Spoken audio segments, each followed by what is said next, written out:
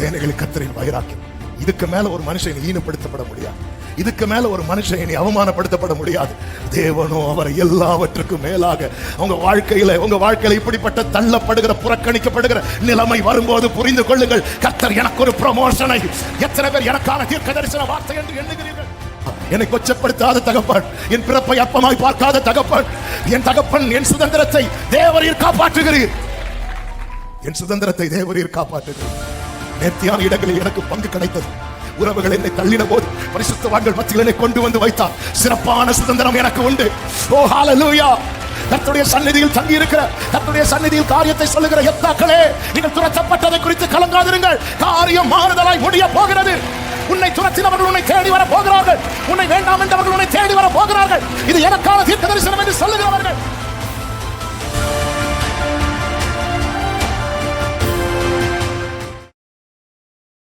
ஏசாயா தீர்க்கதரிசன புஸ்தகம் 9வது அதிகாரம். ஏசாயா 9வது அதிகாரம் அதனுடைய 1வது வசனத்தை வாசிக்க கேட்கலாம். ஆகிலும் அவர் செபுலோன் நாட்டையும் நப்தலி நாட்டையும் இடுக்கமாய் ஈனப்படுத்தின முந்தின காலத்தில் இருந்தது போல அது இருந்து இருப்பதில்லை. ஏனென்றால் அவர் கடற்கரை அருகிலும் யோர்தான் நதியோரத்திலும் உள்ள புற ஜாதியாருடைய கலிலேயாவாகிய அத்தேசத்தை பிற்காலத்திலே மகிமைப்படுத்தும். கரங்களை உயர்த்தி ஒரு விசை கூட ஹalleluya! முந்தின காலத்தில் இருந்தது போல இருப்பது இல்லை, அவர் பிற்காலத்திலே மகிமைப்படுத்துவார். இந்த வேதம் ஒவ்வொரு மனிதனுக்கும் ஆமென் ஒரு நம்பிக்கையான எதிர்காலத்தை கொடுத்து கொண்டே இருக்கும். கர்த்தருடைய வார்த்தையில் அவ்வளவு வல்லமை இருக்கிறது. ஆமென். தண்ணீர் இல்லாத ஒரு சூழ்நிலை வந்தபோது ஆமென் இஸ்ரவேலின் ராஜா ஐயோ நம்ம எல்லாரும் சாக போறோம் என்று கதறும் போது யோசபாத் வார்த்தையை தேடுகிறான். இங்கே கர்த்தருடைய தீர்க்கதரிசி யாராவது இருக்கிறாங்களா? ஏன் அப்படின்னு கேட்கும் போது அவரிடத்துல கர்த்தருடைய வார்த்தை இருக்கிறது. வார்த்தை இருக்குதுன்னா ஆமென் ஃபியூச்சர் இருக்குன்னு அர்த்தம். ஆமென். சேனைகள் ஆண்டவர் சில காரியத்துல ரொம்ப வைராக்கியமா இருக்கிறான். அதுல ஒன்றுதான் என்ன தெரியுமா? ஈனப்படுத்தப்பட்டதை எல்லாம் நான் பின் நாட்களிலே மகிமைப்படுத்துவேன். சேனைகளின் கர்த்தரின் வைராக்கியம். நாம் இனி கர்த்தருடைய வார்த்தைக்குள்ளே செல்ல போகிறோம். கர்த்தருக்கு மகிமை உண்டாவதாக. சேனைகளின் கர்த்தருடைய வைராக்கியம் இதை செய்யும் சொல்லிவிட்டு 8வது வசனத்தில் என்ன சொல்லப்பட்டிருக்கிறது? ஆண்டவர் யாக்கோபுக்கு ஒரு வார்த்தையை அனுப்பினார், அது இஸ்ரவேலின் மேல் இறங்கிட்டு. அதன் அர்த்தம் என்ன? கர்த்தர் அனுப்பினா இறங்கும். ஆமென் சொல்லுங்க பார்க்கலாம். கர்த்தர் அனுப்பினால் இறங்கும். அது எப்படி சாத்தியமாகும்? சேனைகளின் கர்த்தரின் வைராக்கியம் அதை செய்யும். ஆமென் ஹalleluya! நாம் பாடணும், மிதியிடப்பட்ட மண்ணின் மேல் மகத்தான திட்டம் வைத்தேன். ஹalleluya! எத்தனை பேர் அதை மிதிச்சிருப்பாங்க? ஹalleluya! குயவன் நினைச்சிட்டாரு இதை எடுத்து பாத்திரம் ஆக்கணும். பாத்திரம் ஆச்சுல்ல.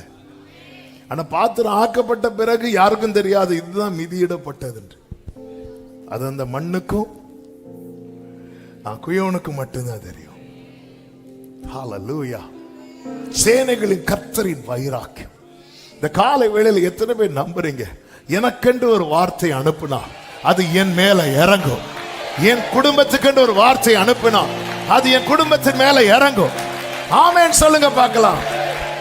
எனவேதான் ஏசாயா 68:13 சொல்லப்பட்டிருக்கிறது, நீங்கள் அடுப்பின் அடியில் கிடந்தவர்களா இருந்தாலும் வெள்ளியால் அலங்கரிக்கப்பட்ட புறா சிறகுகள் போலவும் பசும்பொன் நிறமாகிய அதன் இறகுகளின் சாயலாகவும் இருப்பீர்கள் என்று ஏசாயா 68:13 சொல்லப்பட்டிருக்கிறது. நீங்கள் அடுப்பின் அடியில் கிடந்தவர்களாயிருந்தாலும்.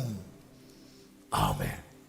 நீ கொஞ்சம் அடுப்புக்கு வெளியே இருந்திருந்தா கூட நீ அடுப்பின் அடியில் அதாவது ஆண்டவருக்கு ஒருத்தங்களை மாத்துறதுக்கு அவங்க இப்படிதான் இருக்கணும்லாம் கிடையாது.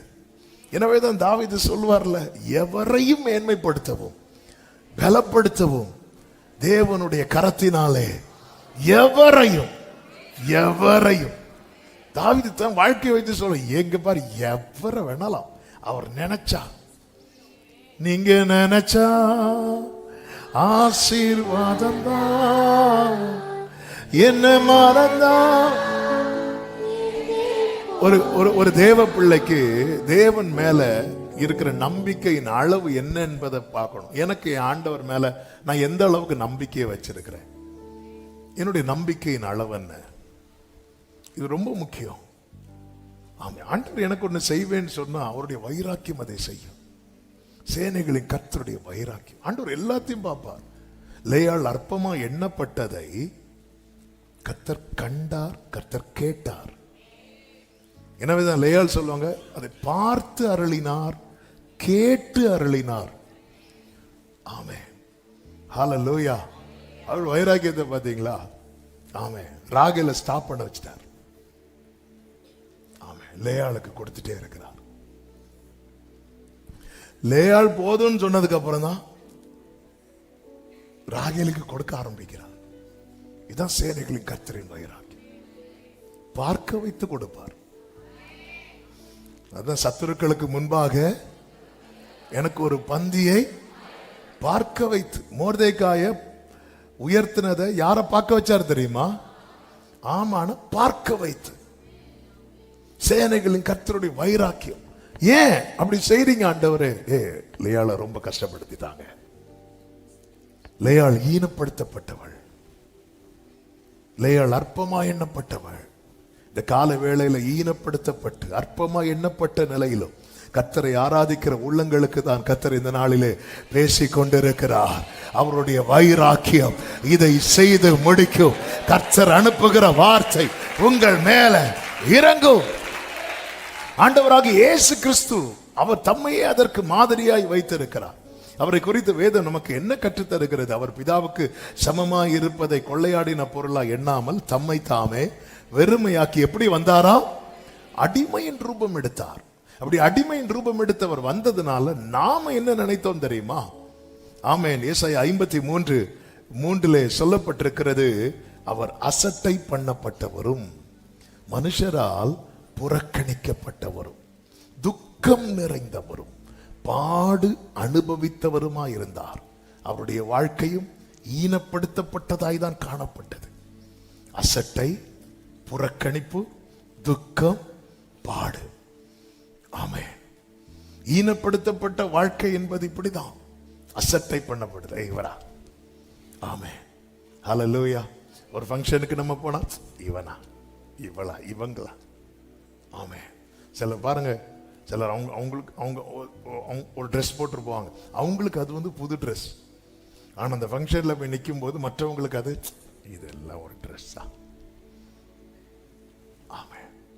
அசட்டை, புறக்கணிப்பு, துக்கம் நிறைந்து. இங்க பாருங்க, அவரை விட்டு நம்முடைய முகங்களை மறைத்து கொண்டோம், அவரை எண்ணாமற் போனோம். இதான் உண்மையில் இந்த ஈனப்படுத்தப்படுகிற நிலை. ஆமென். வேதம் என்ன சொல்லுகிறது தெரியுமா? பிலிப்பியர் 2:9 ஆதலால் தேவன் எல்லாவற்றுக்கும் மேலாக அவரை உயர்த்தி, தேவன் எல்லாவற்றுக்கும் மேலாக அவரை உயர்த்தி. இதுதான் சேனைகளின் கர்த்தருடைய வைராக்கியம் செய்கிறது. ஆண்டவர் சும்மா சொல்லல, உன்னை தொடுகிறவன் என் கண்மணியை தொடுகிறான் என்று. கர்த்தரால் அபிஷேகம் பண்ணப்பட்ட தேவ பிள்ளையே, உங்களுக்கு விரோதமாய் சத்துரு எப்படி எழும்பினாலும் இந்த யுத்தம் உங்களுடையது அல்ல, இந்த யுத்தம் கர்த்தருடையது. ஆமென். கர்த்தருக்கு விரோதமாக அவர் அபிஷேகம் பண்ணப்பட்டவருக்கு பண்ணினவருக்கு விரோதமாக பூமியின் ராஜாக்கள் எழும்பி நின்று அதிகாரிகள் ஏகமாய் ஆலோசனை பண்ணி, எப்பொழுதுமே புரிந்து கொள்ளுங்கள், நீங்கள் அழைக்கப்பட்டவர்களானால், நீங்கள் கர்த்தரால் அபிஷேகம் பண்ணப்பட்டவர்களானால் உங்களுக்கு விரோதமாய் ஒரு கூட்டம் எழும்பி செயல்பட்டு கொண்டுதான் இருக்கும். ஆமென். ஆனால் அவங்க எவ்வளவுதான் செயல்பட்டாலும் இந்த சங்கீதம் எப்படி ஆரம்பிக்கிறது தெரியுமா? ஜாதிகள் கொந்தளித்து ஜனங்கள் விருதா காரியத்தை சிந்திப்பான, விருதா காரியத்தை சிந்திப்பான, விருதா காரியத்தை. அபிஷேகம் பண்ணப்பட்டவனுக்கு விரோதமாய் ராஜாக்கள் திட்டம் போட்டாலும் அது ஒன்றும் இல்லாமல் தான் போகும். கர்த்தர் நினைத்திருக்கிறபடியே ஆமென் சொல்றவங்க. எனவேதான் கர்த்தர் சொல்லுகிற, உனக்கு விரோதமாய் உருவாக்கப்படும், சொல்லுங்க, எந்த ஆயுதமும், சொல்லுங்க, எந்த ஆயுதமும், சொல்லுங்க, எந்த ஆயுதமும் வாய்க்காதே போகும். ஆயுதமே உருவாகாதுன்னு சொல்லல, உருவாக்கப்படும். ஆண்டவர் இந்த சங்கீதத்தை ஆரம்பிக்கும் போது அழகா ஆரம்பிச்சிட்டார். ஜாதிகள் கொந்தளித்து ஜனங்கள் விருதா காரியத்தை சிந்திப்பானே. ஆமென். தேவன் யார் தெரியுமா? அபிஷேகம் பண்ணினவனை ரட்சிக்கிறவர். சங்கீதம் 26 சொல்லப்பட்டிருக்கிறது, கர்த்தர் தாம் அபிஷேகம் பண்ணினவரை ரட்சிக்கிறார் என்பதை இப்பொழுது அறிந்திருக்கிறேன். அவர் அபிஷேகம் பண்ணினவனுக்கு சதா காலமும் கிருபை செய்கிறவர். சங்கீதம் 18:50. அவர் அபிஷேகம் பண்ணினவனுக்கு அரணான அடைக்கலமாயிருக்கிறார். சங்கீதம் 28:8. அவர் அபிஷேகம் பண்ணினவன சத்துருக்களுக்கு முன்பாக அபிஷேகம் பண்ணினவனுக்கு கர்த்தர் பந்தியை ஆயத்தப்படுத்துகிறார், தலையை உயர்த்துகிறார். சங்கீதம் 23:5. இதுதான் காட்ஸ் பிளான், இதுதான் கர்த்தருடைய திட்டம். அபிஷேகம் பண்ணவனை ரட்சிக்கிறார். அபிஷேகம் பண்ணவனுக்கு சதா காலமும் கிருபை செய்கிறார். அபிஷேகம் பண்ணவனுக்கு அரணான அடைக்கலமாயிருக்கிறார். அபிஷேகம் பண்ணவனுடைய தலையை உயர்த்துகிறார். இதுக்கு விரோதமாய் ராஜாக்கள் கூட்டம் கூடி ஏகமாய் ஆலோசனை பண்ணி என்ன திட்டம் போட்டாலும் ஆண்டவர் சொல்றான், விருதா காரியம். ஆமே. சிலர் டூர் பிளான் போடுறது போல. ஆமே. நம்ம அங்க போவோம், இங்கேயும் போக மாட்டோம். ஆனா பிளான் போடுறதுல ஒரு சுகம், அதுல அவங்களுக்கு ஒரு சந்தோஷம்பா, நடந்துட்டு போட்டோம்.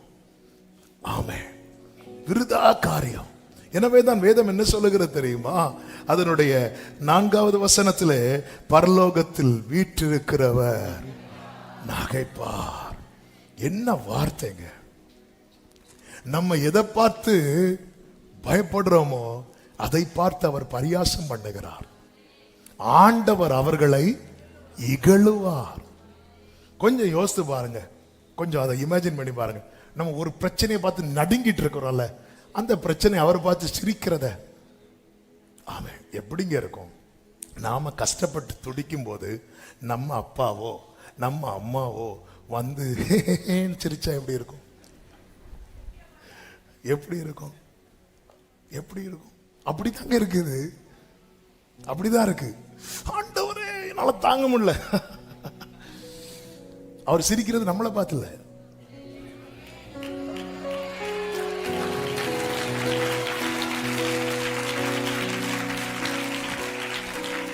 சத்துரு நம்மை பார்த்து சிரிக்கும் போது அவர் சத்துருவை பார்த்து சிரிக்கிறார்.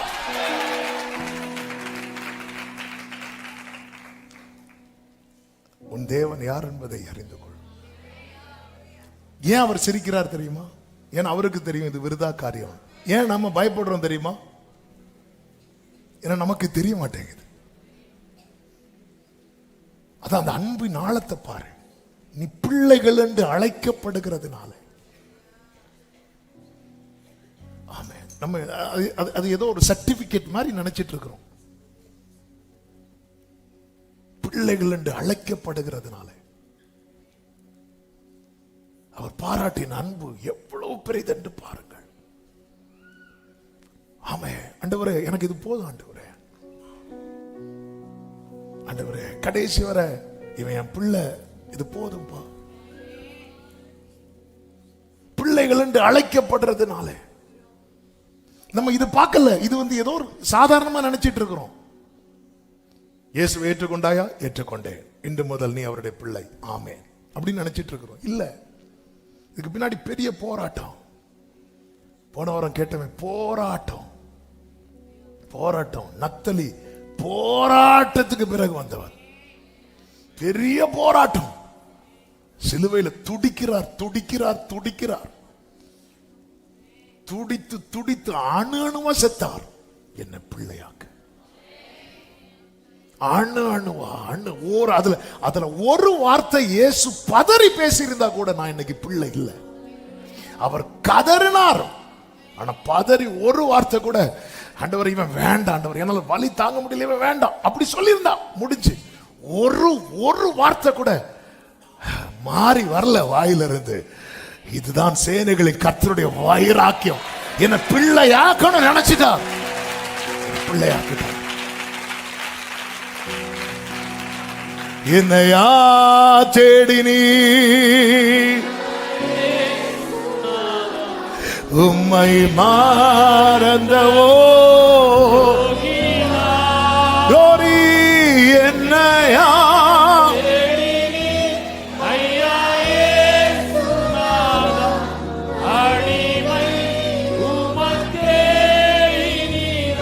பரலோகத்தில், அதாவது நமக்கு விரோதமா ஒரு பெரிய கூட்டம் கூடி இவனை இன்னைக்கு இல்லாம ஆக்கிறேன்னு சொல்லும் போது ஆண்டவர் நல்ல காமெடி ஷோப்பா.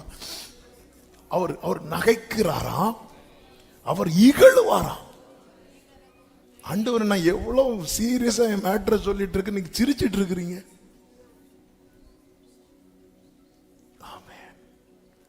ஜாதிகள் விருதா காரியத்தை சிந்திப்பானே.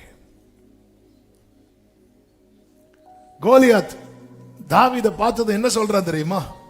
என்னிடத்தில் வா, நான் உன் மாம்சத்தை ஆகாயத்து பறவைகளுக்கும் காட்டு மிருகங்களுக்கும் கொடுப்பேன் சொல்லும் போது கர்த்தர் என்ன செஞ்சிருப்பார் நினைக்கிறீங்க? தாங்க முடியல. சிலர் ரொம்ப சீரியஸா பேசுவாங்க தெரியுமா? சில சொல்ல, நான் இன்னைக்கு ஃபாஸ்டிங், உடனே வீட்டில் இருக்கவங்க சிரிப்பாங்க, நீயா? நான் ஆகஸ்ட் ஃபுல்லா ஃபாஸ்டிங் இருக்க போறேன், நீயா? ஏன்னா நடக்காதுன்னு தெரியும். கோலியாத் இப்படி நிக்கிறான், இஸ்ரவேல் எல்லாம் பயந்துட்டு இருக்கும் போது தாவீது வரான் தடியும் தூக்கிட்டு. உங்கள் சார்பாய் வந்தவன் எங்கே அப்படி தேடிட்டு இருக்கும் போது நம்ம அண்ணன் தாவீது, ஹலோ இங்கே. இப்ப தாவீது, வா, உன்னை நான் கொன்று உன் மாம்சத்தை பறவைகளுக்கும் மிருகங்களும் கொடுப்பேன்னு சொல்லும் போது ஆண்டவர் பார்த்து, ஆமே அப்படி சொல்லும் போது என்ன இருந்தாலும் தாவீதுக்கு நெஞ்சு பக்கு பக்குன்னு தான் இருந்திருக்கும். இஸ்ரவேலர்களுக்கும் தெரியாம இவன் அனுப்பிட்டோமோ. ஆமே, ஆண்டவர் அப்படி இகழ்வார், ஆண்டவர் நகைப்பார். அதே நேரத்தில் அவர் நகைக்கிறவர் மாத்திரமல்ல, இகழுகிறவர் மாத்திரமல்ல. அடுத்த வசனத்தில் சொல்லப்பட்டிருக்கிறது, அப்பொழுது அவர் தமது கோபத்தில், ஆண்டவர் எப்பவுமே சிரிச்சிட்டு இருக்க மாட்டார், எப்பவுமே சிரிச்சிட்டு இருக்க மாட்டார். அவர் கோபத்தில் எழுந்தருளி, ஹல்லேலூயா. எனக்கு ஒரு பிரச்சனை வர்றதை பார்த்து எப்பவுமே அப்பா சிரிச்சிட்டு இருக்க மாட்டா. எனக்கு ஒரு கஷ்டம் வர்றதை பார்த்து எப்பவுமே அப்பா சிரிச்சிட்டு இருக்க மாட்டா. அவர் கோபத்தில் எழும்பி என்ன செய்வார் தெரியுமா? அவர்களை கலங்க பண்ணுவார். எப்படி கலங்க பண்ணுவார்? 6வது வசனம், நான் என்னுடைய பரிசுத்த பர்வதமாகிய சீயோனில் என்னுடைய ராஜாவை அபிஷேகம் பண்ணி வைத்தேன் என்றார். அவர் கோபத்தில் எழும்பி என்ன பண்றார்? ப்ரமோஷன் கொடுக்கிறார், கிங் ஆக்குகிறார். ப்ரமோஷன் தான் சத்துருக்களுக்கு முன்பாக. நீ யாரை பார்த்து என்ன பேசிட்டு இருக்கிற? ஆமென். அதான் சேனைகள் கர்த்தருடைய வைராக்கியம். சத்துருக்கள் பெருகும் போது, சத்துருக்கள் திட்டம் போடும் போது உனக்கு ப்ரமோஷன் ரெடியா இருக்குன்னு அர்த்தம். தூக்கு மரம் ரெடி ஆனதும் ப்ரமோஷன் ரெடி ஆச்சு.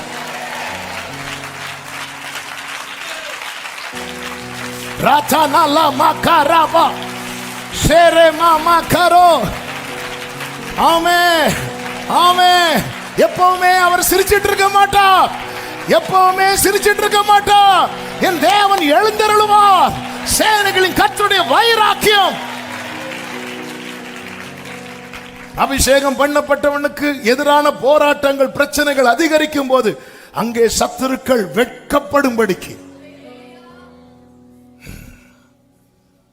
ஆமே, போராட்டம் அதிகரிக்குதா? ப்ரமோஷன் ரெடியா இருக்கு. ஹல்லேலூயா. ஆமே.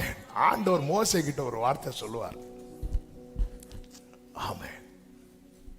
மோசே பாருங்க, மோசே ஏற்கனவே 40 வயசுல ஜனங்களால தள்ள ரிஜெக்ஷன் நிறைய பார்த்த பர்சன் யாருன்னா மோசே. ஜனங்க உன்னெல்லாம் எங்களுக்கு தலைவனா வச்சது யாருன்ட்டாங்க. மோசே போயிட்டார். 40 வருஷம் கழிச்சு ஆண்டவர் பேசுறார். மோசே வா, நான் அனுப்புறேன். இல்ல ஆண்டவரே, வேற யாரையாவது அனுப்புங்க. வா மோசே, வா மோசே, வா மோசே. மோசே கூப்பிட்டு வரார். நேர மோசே பார்வோன்ட்ட போறான். பார்வோன் உன் தேவன் யாருன்னு சொல்லிட்டு துரத்துறான். Again rejection.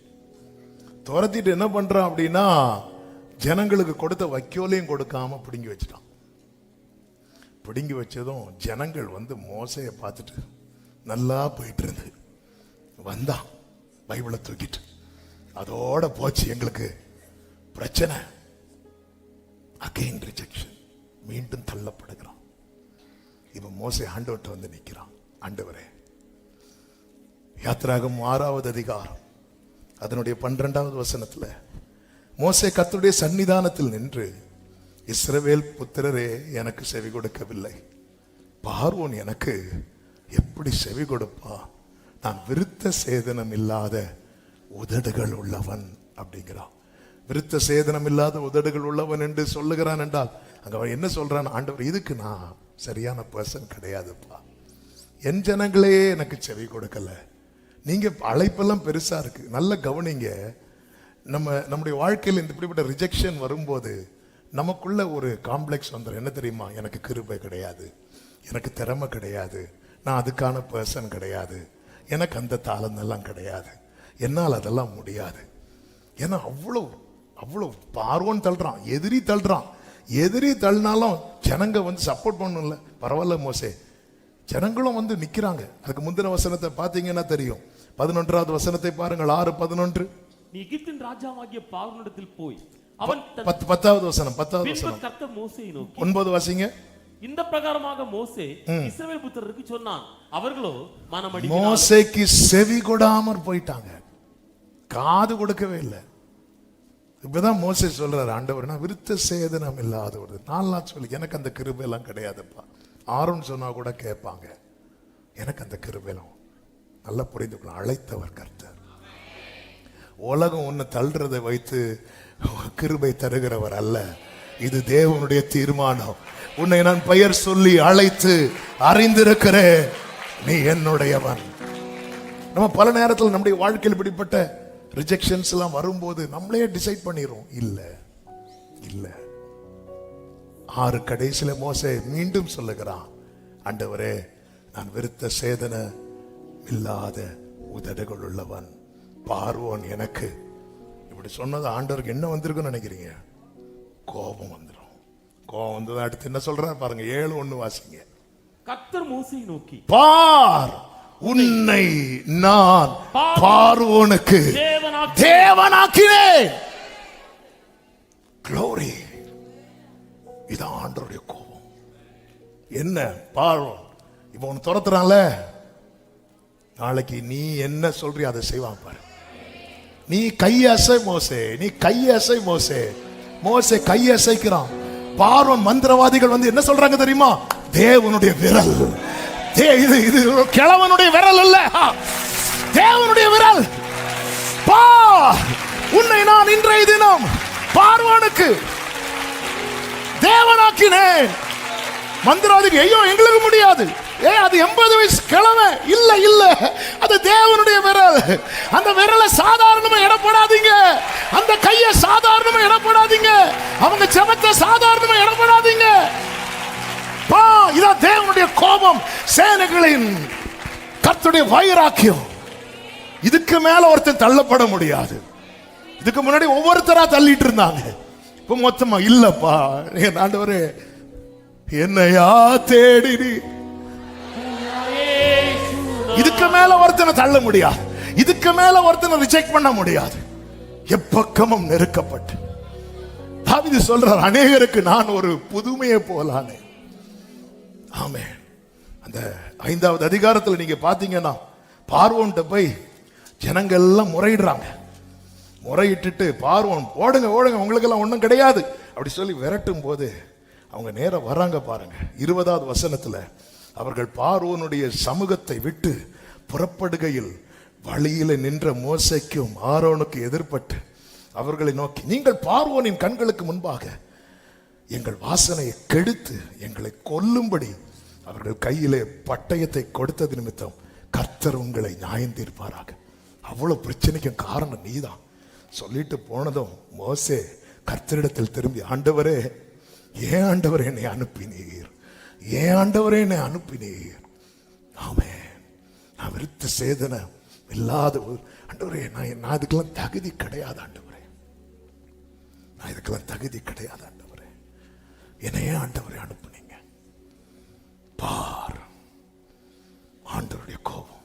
அவர் சும்மா அப்படியே சிங்காசனத்தில் உட்கார்ந்து சிரிச்சிட்டு இருக்கிறவர் இல்ல. ஆமென். ஹல்லேலூயா. நான் அவன் தேவனாக்கிட்டேன் அப்படின்றார். நீ சொல்லு, அவன் செய்வான். நீ சொல்லு, அவன் செய்வான்.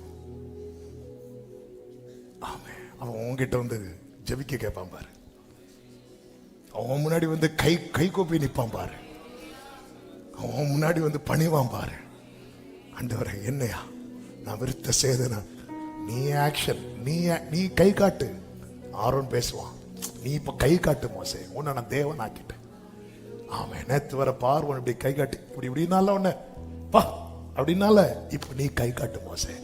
ஆண்டவர், நான் கை காட்டினா என்ன சொல்றாங்க கேளு. என்ன ஆண்டவரை சொல்ல வராங்க?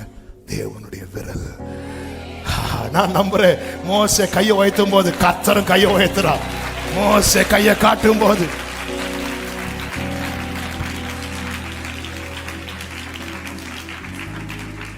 சேனைகளுக்கு கர்த்தரின் வைராக்கியம். இதுக்கு மேல ஒரு மனுஷன் ஈனப்படுத்தப்பட முடியாது. இதுக்கு மேல ஒரு மனுஷன் இனி அவமானப்படுத்தப்பட முடியாது.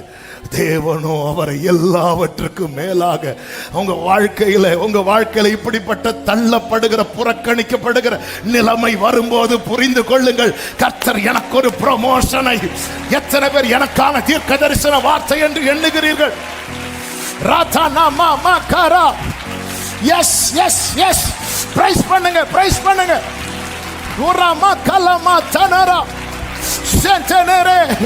உங்க வாழ்க்கையில இதுக்கு மேல உங்களை யாரும் glory glory hallelujah. என்னையா தேடினி உம்மை மறந்தவோ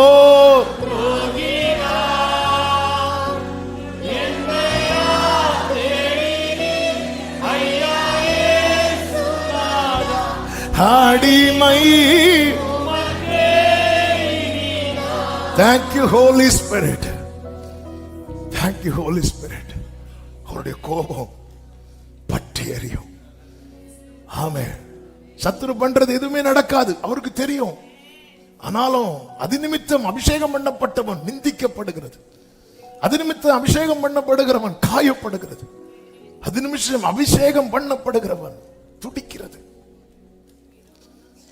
ஆமென். அவர் எல்லாவற்றுக்கும் மேலாக. மொர்தெகாய் தூக்கு மரத்தெல்லாம் ரெடி பண்ணி வச்சுட்டு வரான் ராஜா கிட்ட. சூசா நகரம் ஆர்ப்பரித்த போது யூதர்கள் எல்லாம் கலங்கினார்கள். ஆமானும் ராஜாவும் திராட்சரசம் குடிக்க அமர்ந்த போது சூசா நகரம் கலங்கிட்டு இருக்கு. யூதர்களுக்கெல்லாம் அழுகை. அப்பெல்லாம் யூதர்களை பத்தி பாக்குறவங்க என்ன சொல்லியிருப்பாங்க தெரியுமா? நல்ல வேளை நான் யாரா இல்ல யூதன், நான் மட்டும் யூதனா இருந்திருந்தா எனக்கு இதே நிலைமை தான். நல்ல வேளை. இப்போ பிரச்சனை ரொம்ப. தூக்கு மரம் ரெடி ஆகுது அந்த ராத்திரியில. அவ்வளவுதான், ராஜாக தூக்கத்தை தூக்கிட்டார். ஆமென். அல்லேலூயா. நீ தூக்கணும்னு பிளான் போடுறியா? நான் தூக்குறேன் பாரு தூக்கத்தை. அவன் அவர் எப்பவுமே சிரிச்சிட்டு இருக்க மாட்டார். அவர் எப்பவுமே சிரிச்சிட்டு இருக்க மாட்டார். என் ஆண்டவர் எழுந்தருளும் போது சத்துருக்கள் சிதறுண்டு ஓடுவார்கள், நீதிமான்கள் பாடி மகிழுவார்கள். ஆமென் சொல்லுங்க பார்க்கலாம்.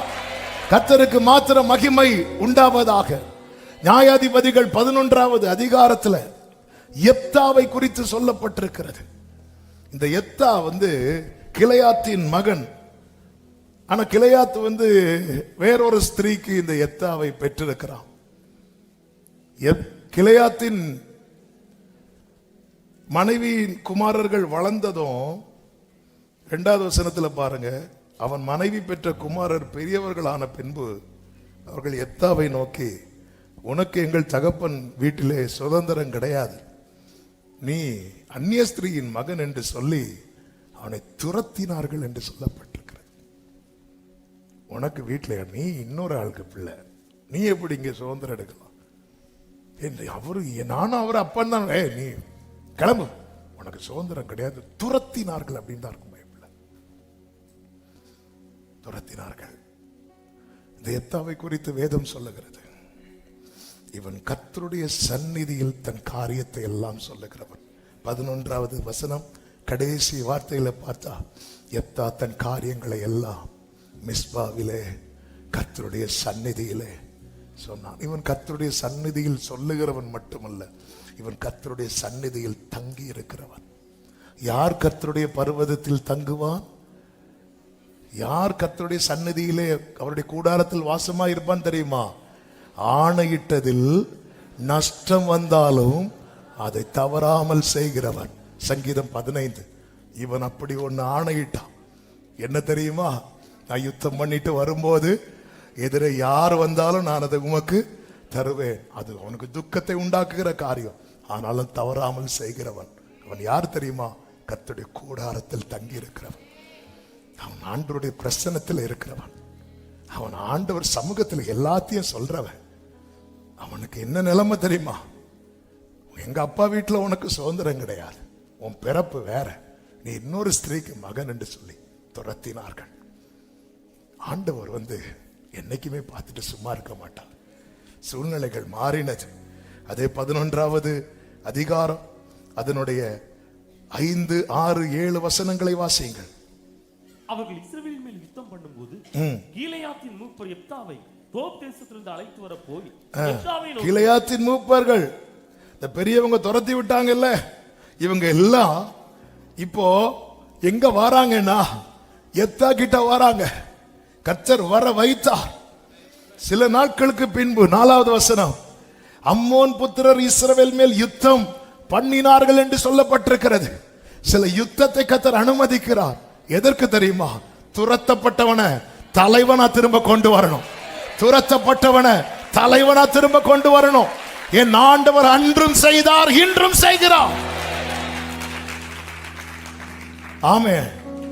காரணத்தை சொல்லி தகப்பன் வீட்டுல சுதந்திரம் இல்லாம ஆக்குனாங்க. ஆனா எத்தாக்கு தெரியும், எனக்கு ஒரு தகப்பன் உண்டு. ஹல்லேலூயா. என்னை கொச்சப்படுத்தாத தகப்பன், என் பிறப்பை அற்பமாய் பார்க்காத தகப்பன், என் தகப்பன், என் சுதந்திரத்தை தேவரீர் காப்பாற்றுகிறீர். என் சுதந்திரத்தை தேவரீர் காப்பாற்றுகிறீர். நேர்த்தியான இடங்களில் எனக்கு பங்கு கிடைத்தது. உறவுகள் என்னை தள்ளின போது பரிசுத்தவான்கள் மத்தியில் என்னை கொண்டு வந்து வைத்தார். சிறப்பான சுதந்திரம் எனக்கு உண்டு. ஓ ஹல்லேலூயா. கர்த்தருடைய சந்நிதியில் தங்கி இருக்கிற, கர்த்தருடைய சந்நிதியில் காரியத்தை சொல்லுகிற எத்தாக்களே, நீங்கள் துரத்தப்பட்டதை குறித்து கலங்காதிருங்கள். காரியம் மாறுதலாய் முடிய போகிறது. உன்னை துரத்தினவர்கள் உன்னை தேடி வர போகிறார்கள். உன்னை வேண்டாம் என்றவர்கள் உன்னை தேடி வர போகிறார்கள். இது எனக்கான தீர்க்க தரிசனம் என்று சொல்லுகிறவர்கள்.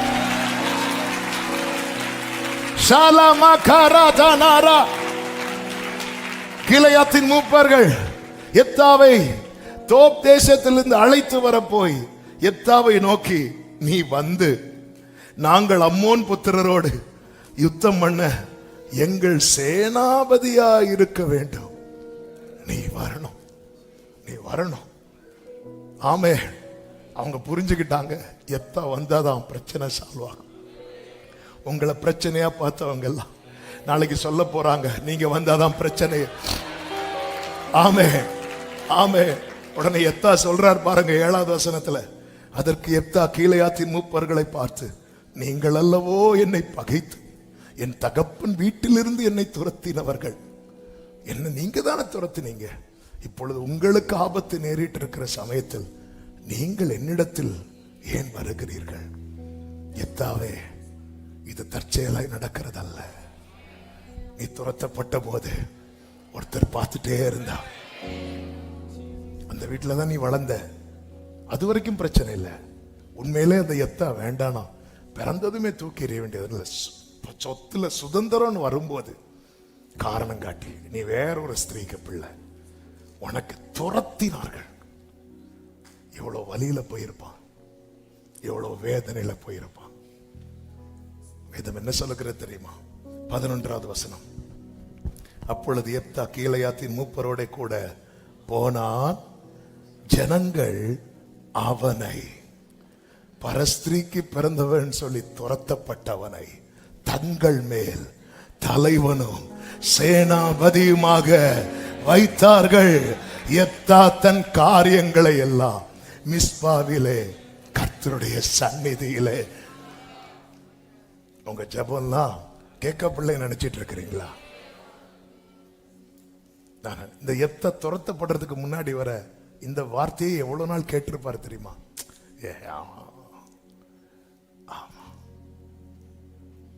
அவன் இன்னொரு ஸ்திரீக்கு பிள்ளை, கேட்டு கேட்டு வளர்ந்தான்.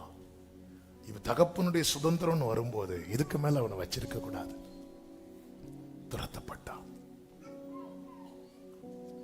ஆமென். உன்னுடைய முந்தின காலம் ஆண்டவரே, மோசேயை போல தள்ளப்பட்ட, எத்தாவை போல துரத்தப்பட்ட மோசே எங்க வந்து சொல்றான் பாத்தீங்களா? ஆரோன்ட்ட வந்து சொல்லல, நான் விருத்த சேதனம் இல்லாத உதடுகள் உள்ளவன் என்று ஆண்டவர்கிட்ட தான் வரான். அப்பா என்ன பாருங்க ஆண்டவரே. தன் காரியத்தை எல்லாம் கர்த்தருடைய சந்நிதியில நீங்க பல நாட்களா சொல்லிட்டு இருக்கிறீங்க. இதெல்லாம் கண்டு காணாதவர் போல இருக்கிறார் நினைச்சிட்டு இருக்கிறீங்களா? இல்ல. அவர் நகைத்தார், அவர் இகழ்ந்தார், நம்ம அப்படியே விட்டுற மாட்டார். அவர் கோபத்தில் எழுந்தருளுவார். சேனைகளின் கர்த்தருடைய வைராக்கியம் இதை செய்யும். ஆமென். நான் விசுவாசித்திருக்கிறவர் இன்னார் என்பதை அறிவேன். நான் விசுவாசித்திருக்கிறவர் இன்னார் என்பதை அறிந்திருக்கிறேன். நான் விசுவாசித்திருக்கிறவர் இன்னார் என்பதை நான் அறிந்திருக்கிறேன். அவர் என்னை விட்டு விட மாட்டார், என்னை எழும்ப பண்ணும். நான் எழும்ப என் வாழ்வை ஈடிக்கும்.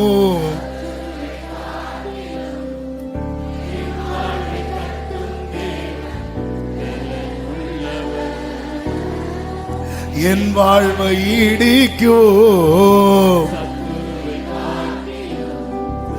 என் வாழ்வை கட்டும் தேவன் பலமுள்ளவர். கைகளை உயர்த்தி சத்துரு ஈடிக்க. ஆமென். glory. சத்துரு ஈடிக்க.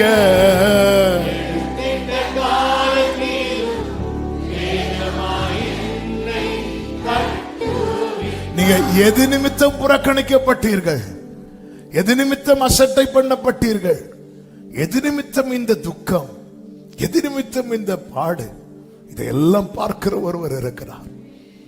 இவன் இருந்தா நம்ம சுதந்திரத்துக்கு பிரச்சனைன்னு சொல்லி யார் எப்தாவை துரத்துனாங்களோ அவன் இருந்தாதான் நம்முடைய சுதந்திரம் காக்கப்படும் என்று சொல்லி அவனிடத்தில் வந்து அவனை தலைவனாக்கிட்டாங்க. ஆமென். யோசேப்பின் சகோதரர்கள்ட்ட யோசேப்பு சொல்லும் ஒரு வார்த்தை உண்டு, நான் தேவனா அப்படிங்க. ஆண்டவர் அப்படி ஆக்கிட்டார், ஆண்டவர் அப்படி ஆக்கிட்டார். யோசேப்பின் சகோதரர்கள் இனி சாப்பிடணும்னா யோசேப்பு கொடுக்கணும். இதுதான் தேவனுடைய செயல், சேனைகளின் கர்த்தருடைய வைராக்கியம். இந்த காலை வேளையில சமீபத்திலும் தூரத்திலும் இருந்த அநேகர் இந்த சத்தத்தை கேட்டுக் கொண்டிருக்கிறீர்கள். எத்தனை பேர் இதை சொல்ல முடியும்? என்னை பிள்ளையாக்கி இருக்கிறார், என்னை அபிஷேகித்திருக்கிறார், என் தலையை உயர்த்துவார். ஆமென் சொல்லுங்க பார்க்கலாம். ஆண்டவராகிய இயேசு கிறிஸ்துவை பிதாவாகிய தேவன் அப்படித்தானே உயர்த்தினார். அவர் சிலுவையை சுமந்து கொண்டு போகும்போது அவரிடத்திலிருந்து நன்மை பெற்ற ஒருவர் கூட இல்லை. சில ஸ்திரீகள் தூரத்திலே நின்றார்கள் என்று சொல்லப்பட்டிருக்கிறது. அவர்களோடு கூட யோவானும் நிற்கிறான். யாரும் பக்கத்தில் வரல. ஆமென். சுற்றிலும் இருக்கிறவர்கள் நிந்தை, சுற்றிலும் இருக்கிறவர்களின் பரியாசம். இது நடுவிலே அவர் சிலுவையிலே அறையப்பட்டு தூக்கப்பட்டார். எல்லாரும் பரியாசம் பண்ணிக்கொண்டு என்ன சொல்லி பரியாசம் பண்ணினார்கள் தெரியுமா? யூதருக்கு ராஜாவாமே, ராஜாவாமே. ஆமே. அந்த பரியாசத்தை அவங்க என்ன சொல்லி பரியாசம் பண்ணாங்களோ அவங்க கண்களுக்கு முன்பதாக ஒன்று எழுதப்படுகிறது. அத்தனை பேர் பரியாசம் பண்ணிட்டு இருக்கும் போது அது அப்படியே அவருடைய தலைக்கு மேல அவர் கோபத்தில் எழுந்து ராஜாவாக நீ என்ன சொல்லி கிண்டல் பண்ண? ஆமே. அதுதான் சங்கீதம் 2.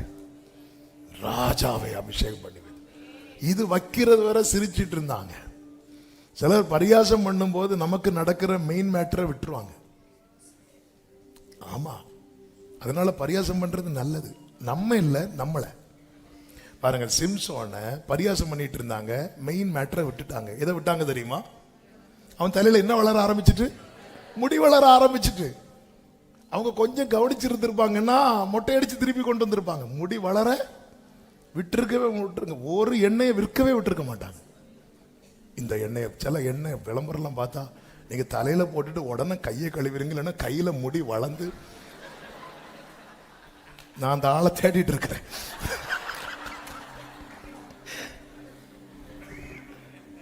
கையில எல்லாம் முடி வளர்ந்து அப்புறம் கை தெரியாம.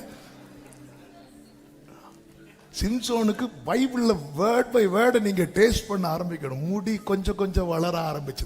இவங்க எல்லாம் பரியாசம் பண்றதுல ரொம்ப பிஸி ஆயிட்டாங்க.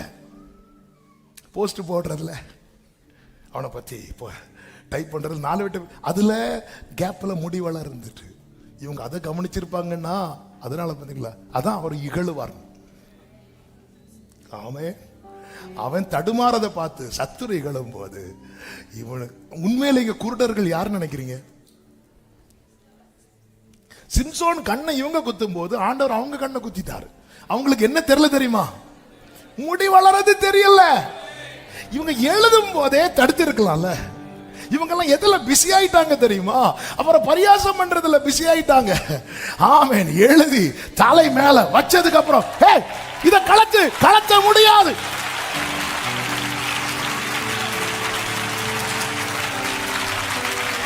உன் தலை மேல நான் நினைத்திருக்கிறபடியே நடக்கும்.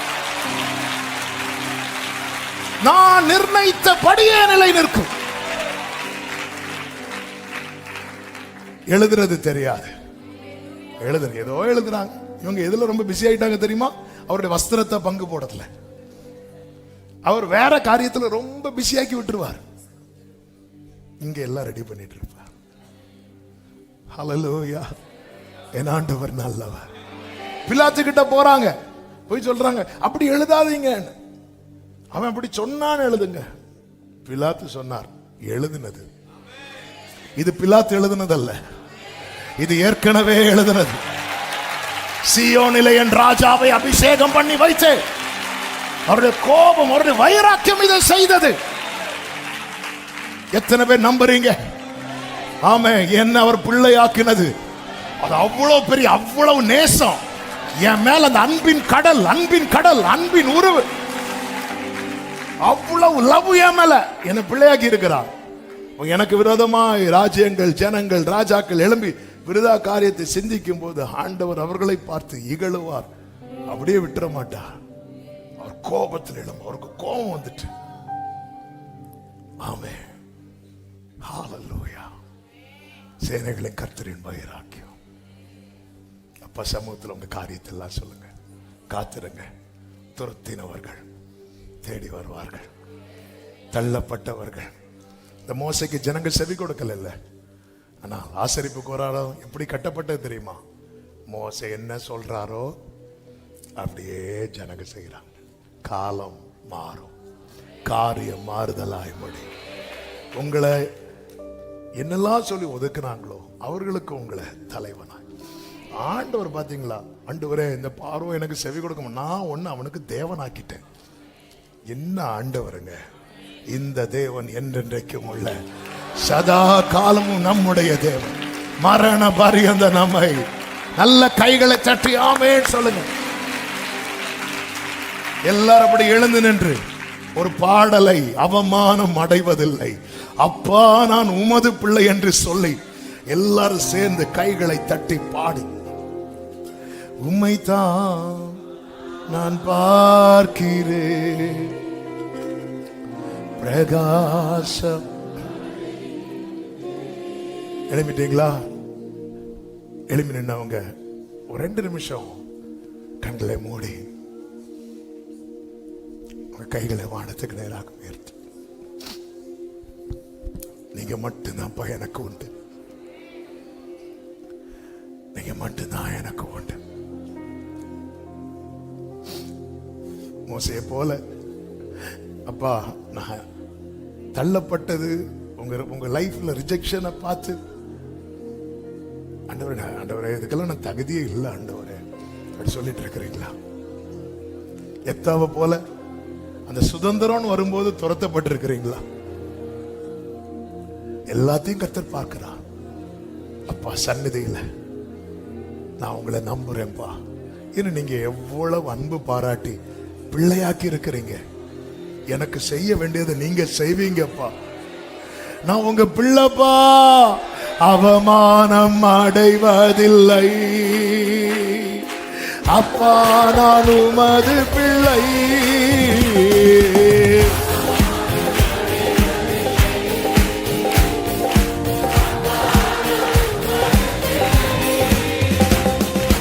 அப்பா நான் உமது பிள்ளை, அவமானம் அடைவதில்லை அப்பா நான் உமது பிள்ளை. உம்மைத்தான் நான் பார்க்கிறேன், உம்மைத்தான் நான் பார்க்கிறேன் பிரகாசம் அடைகின்றேன்.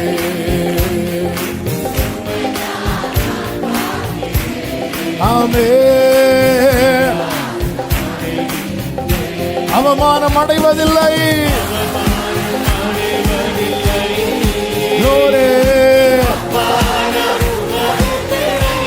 Glory.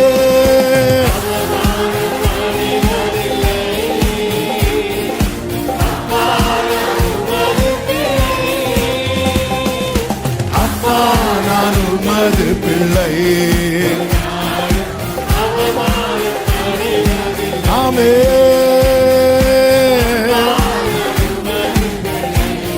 ஒரு நாளும் உடைந்த நொந்த உள்ளத்தோடு கூடவே இருந்து பாதுகாக்கின்றேன். ஆமென். ஆமென். அநேக துன்பங்கள் சேர்ந்து வந்தாலும் ஹல்லேலூயா அனைத்தினின்றும் நீர் விடுவிக்கின்றீர். அவமானம் அடைவதில்லை, அவமானம் அடைவதில்லை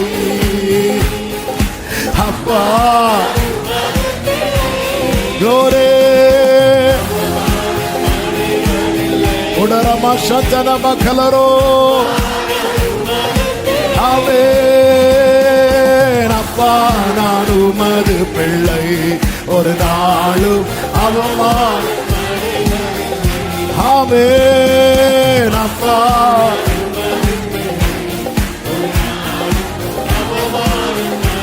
அவர் அப்பான்னு சொல்லுவோமா? பிதாவான பிதாவான என் தேவனே தகப்பனே. glory பிதாவான. ஆமென்.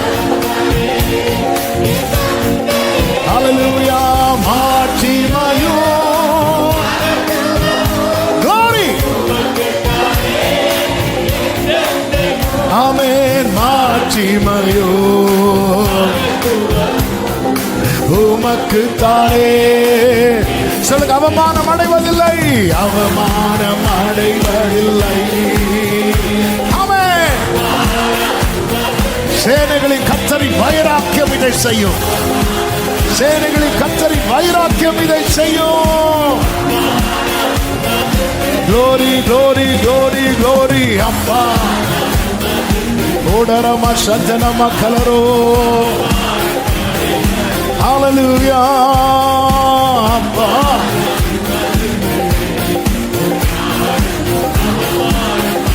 நல்ல கரங்களை தட்டி தேவனுக்கு மகிமை. கர்த்தரின் தலையை எண்ணெயால் அபிஷேகம் பண்ணி பாத்திரம் நிரம்பி வழியே செய்வோம். Thank you, Father. Thank you, Jesus. Hallelujah. Hallelujah. Amen. Amen. Hallelujah. Amen. வலது கரத்தை வானத்துக்கு நேராக உயர்த்தி இடது கரத்தை இதயத்தில் வைத்து அவமானம் ஆமென்.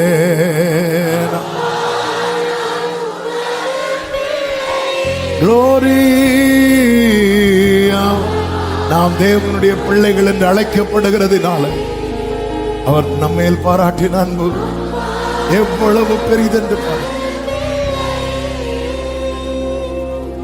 அப்பா ஒரு நாள்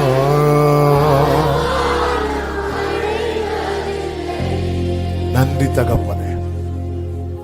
பரிசுத்த பிதாவே, நல்ல தகப்பனே, நன்றி நிறைந்த இருதயத்தோடு நாங்கள் துதிக்கிறோம், ஸ்தோத்திரிக்கிறோம்.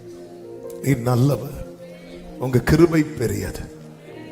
உங்க சமூகத்தில் கொண்டு வந்து பாட, துதிக்க, ஆராதிக்க நீர் எங்களுக்கு பாராட்டின எல்லா தயவுக்காய் நன்றி. எங்களோடு பேசினீர். எங்கள் பிற்காலத்தை குறித்து அக்கறை உள்ள தேவன், எங்களுக்காய் வைராக்கியம் பாராட்டுகிற தேவன், எங்களுக்காக அனுப்பின வார்த்தைகளை எங்கள் மேல் இறங்க பண்ணுகிற தேவன், எங்களுக்காய் எழுந்தருளி எங்களை உயர்த்துகிற தேவன். உங்க பாதம் பணிந்து நன்றி செலுத்துகிறோம். ஒவ்வொருவரை ஆட்கொள்ளும். பிற்காலம் மகிமை உள்ளதாய் இது கர்த்தராலே ஆயிற்று, இது நம்முடைய கண்களுக்கு ஆச்சரியமா இருக்கிறது என்று சொல்லும்படிக்கு கர்த்தர் ஆசீர்வதிப்பீராக என்று செபிக்கிறோம். கிருபை பெருகட்டும், பாதுகாத்து நடத்தும். எல்லா மகிமை, கனம், துதி, ஸ்தோத்திரங்கள் ஒருவருக்கே செலுத்துகிறோம். இரட்சகர் இயேசுவின் நாமத்தில் பிதாவே, ஆமென். சேர்ந்து சத்தமாய் சொல்லுவோம். என் ஆத்துமாவே கர்த்தரை ஸ்தோத்திரி, முழுவதுமே அவருடைய பரிசுத்த நாமத்தை ஸ்தோத்திரி. என் ஆத்துமாவே கர்த்தரை ஸ்தோத்திரி, கர்த்தர் செய்த சகல உபகாரங்களை மறவாதே. ஆமென். நம்முடைய கர்த்தராகிய இயேசு கிறிஸ்துவின் கிருபையும் பிதாவாகிய தேவனுடைய அன்பும் பரிசுத்த ஆவியானவருடைய ஐக்கியமும் சிநேகமும் பாதுகாவலும் நம் அனைவரோடும் எல்லா பரிசுத்தவான்களோடு கூட கர்த்தருடைய வருகை மட்டும் தங்கி இருப்பதாக. ஆமென். ஹalleluya. God bless you. கர்த்தர் உங்களை ஆசீர்வதிப்பாராக. ஆமென்.